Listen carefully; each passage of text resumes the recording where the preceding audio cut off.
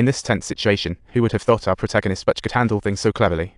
A mouthful of blood spewed at the Invisible Man. Now they can finally see him. Buche started to strike back, hitting with all his might. But the Invisible Man's skills go beyond that. His carbon-based material makes him nearly invincible. CG crawled stealthily, planning to attack with high-voltage wires, while Buche feigned surrender to distract. CG got into trouble. He found wires too short, alerting the Invisible Man. Buche smiled wickedly and kicked him away. High-voltage wires, its only weakness. CG's bravery earned Buche's praise. Buche wanted to recruit CG, but CG panicked. This was a big step into trouble.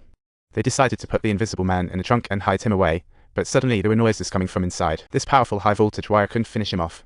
Now the problem grew bigger: how to deal with this invincible guy. This became their biggest dilemma, so Buche reached out to his ex-partner Frankie, who might have a solution. As soon as Frankie saw these two audacious guys kidnap the Invisible Man, he panicked. He pulled out a gun and told them to leave quickly because all superheroes have tracking chips. He didn't want to be caught up in this mess, so Buche tied Frankie up and got ready for the Black Cloak Patrol.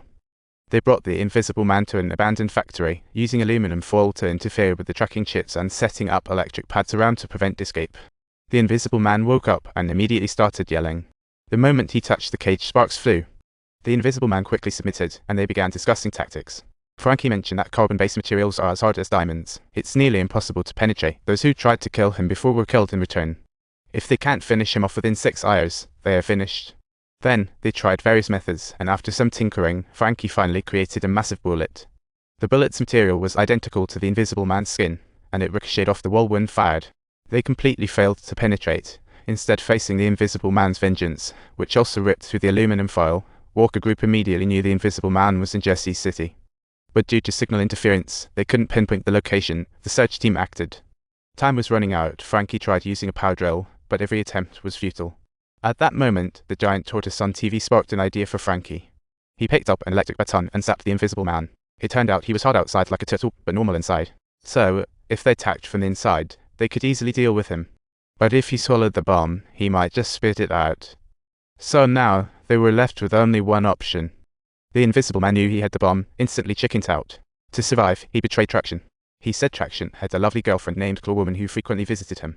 After getting the intel, Buche wanted to detonate the bomb. However, just as they were about to finish off the Invisible Man, Captain America sped towards them. Captain America not only had X-ray vision, but also super hearing. If they detonated the bomb, their location would be compromised. Buche had a brilliant idea: create a diversion. He had Frankie call his girlfriend to set the bomb in the distance as a distraction. To buy his girlfriend time, Frankie acted as bait in the car while Buche installed the detonator in a train car. But who would have thought Captain America was faster than they expected? Frankie had to keep his cool, flattering Captain America to lighten the mood. After all, it was just a mystery. Captain America enjoyed the attention yet checked the train car. Nothing seemed amiss. Turns out Buche had hidden all along. Just then, the bomb was set. Buche detonated it immediately.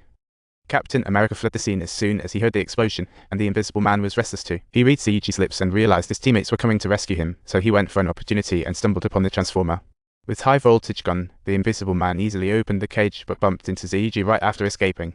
CG, holding the detonator, warned him to get back, but a flicker of fear in his eyes caught the attention of the Invisible Man. This truly scared CG. The Invisible Man swaggered out of the cage, and the immense pressure left CG gasping for breath. Just as the Invisible Man turned invisible, CG snapped and detonated him without hesitation.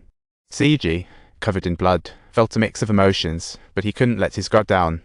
The Invisible Man's skin couldn't burn and could be spotted by Captain America anytime. They quickly gathered up the scattered remains, putting them into a newly made iron box, preparing to give Captain America a big present. This, however, was just the first step of their revenge. The real drama lay ahead. Soon, Buche found his old comrade Lamai, a veteran scout, and they quickly pinpointed Claw Woman's residence. Claw Woman was Traction's secret lover. Eavesdropping on her could uncover Walker Group's secrets. Buche pulled out a large camera, planning to infiltrate Claw Woman's apartment, but CG interrupted sarcastically. No need for old tricks nowadays. Just hacking into her home network would allow them to monitor everything 360 degrees. That's a fresh idea. Everyone exchanged glances, agreeing that this method was totally reliable.